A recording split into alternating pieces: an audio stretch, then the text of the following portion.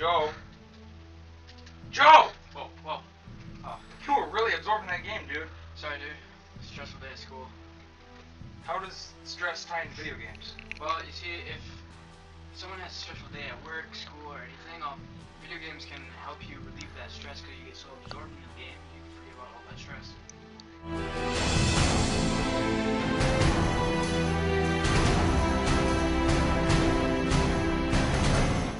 Oh, Matt, what are you doing?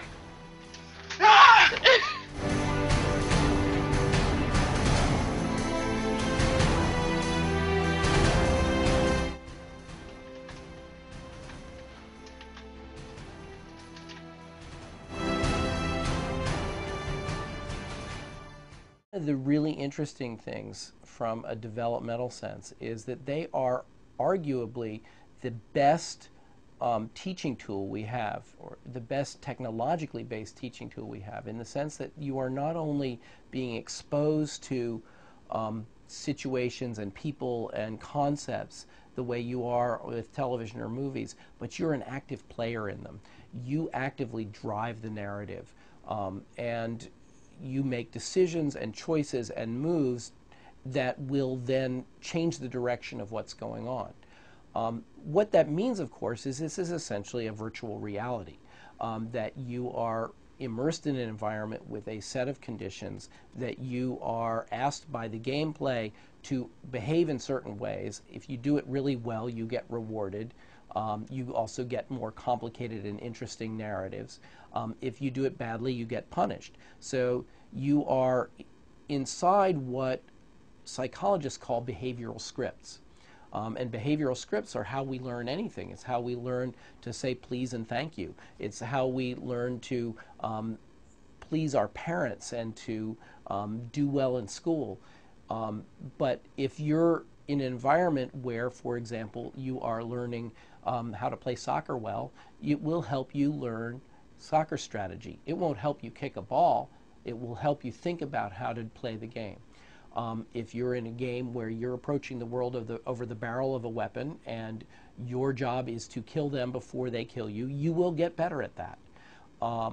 So it really is content driven with video games. The medium itself is neutral. We give the valence of good or bad or destructive to it. Unfortunately, the most popular video games, even among very young kids, are the ones that reward you for doing violence against others. And when you think of the fact that people sat in front of a flight simulator and learned to fly planes well enough to bring the World Trade Towers to the ground, and we're putting our kids for fun in front of essentially killing simulators, where are we going with that? We have to really recognize the fact that there are changes in their minds, in their thinking, and their behavior that are going to come of that. If there weren't changes from media, from entertainment, we wouldn't do it. So we need to go into these processes with our eyes open, understanding that we are changing our children, we are changing ourselves, and we should make sure that the changes that are happening are ones that we want. This is in this context I'm going to tell you about video games. When we say video game, most of you think about children. It's true, 90% of children do play video games. But let's be frank. When the kids are in bed, who is in front of the PlayStation? Most of you. The average age of a gamer is 33 years old, not 8 years old. And in fact, if we look at the projected demographics of video game play, the video game players of tomorrow are older adults. So video games is pervasive throughout our society. It is clearly here to stay.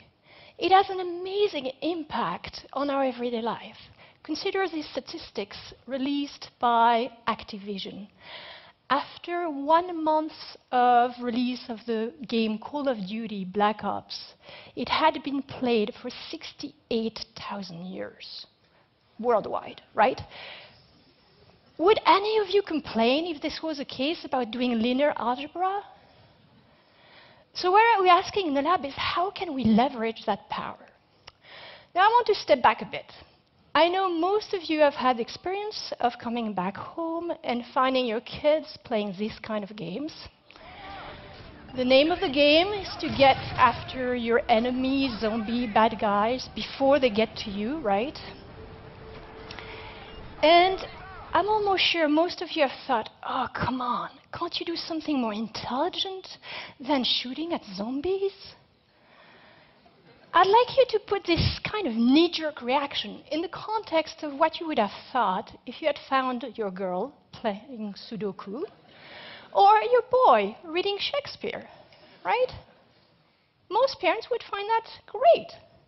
Well, I'm not going to tell you that playing video games days in and days out is actually good for your health. It's not, and binging is never good. But I'm going to argue that in reasonable doses, actually the very game I showed you at the beginning, those action-packed shooter games, have quite powerful effects and positive effects on many different aspects of our behavior. There's not 1 week that goes without some major headlines in the media about whether video games are good or bad for you, right? You're all bombarded with that. I'd like to put this kind of Friday night bar discussion aside and get you to actually step into the lab. What we do in the lab is actually measure directly, in a quantitative fashion, what is the impact of video games on the brain. And so I'm going to take a few examples from our work. One first saying that I'm sure you all have heard is the fact that too much screen time makes your eyesight worse. That's a statement about vision. There may be vision scientists among you. We actually know how to test that statement. We can step into the lab and measure how good your vision is. Well, guess what? People that don't play a lot of action games, that don't actually spend a lot of time in front of screens, have normal, or what we call corrected to normal vision. That's okay. The issue is what happens with these guys that actually indulge into playing video games like 5 hours per week, 10 hours per week, 15 hours per week. By that statement, their vision should be really bad, right? Guess what? Their vision is really, really good. It's better than those that don't play. And it's better in 2 different ways. The first way is that they're actually able to resolve small detail in the context of clutter. And so that means being able to read the fine print on prescription rather than using magnifier glasses. You can actually do it with just your eyesight. The other way that they are better is actually being able to resolve different levels of gray. Imagine you're driving in the fog. That makes a difference between seeing the car in front of you and avoiding the accident or getting into an accident.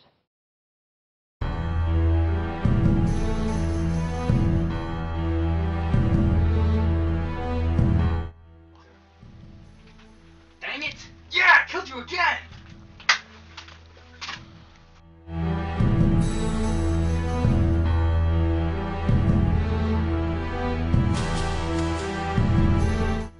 There's 1 pop left, girl. Rock, paper, scissors before it. Alright. Yeah, I win!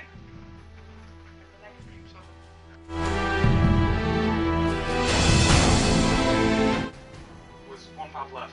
Rock, paper, scissors.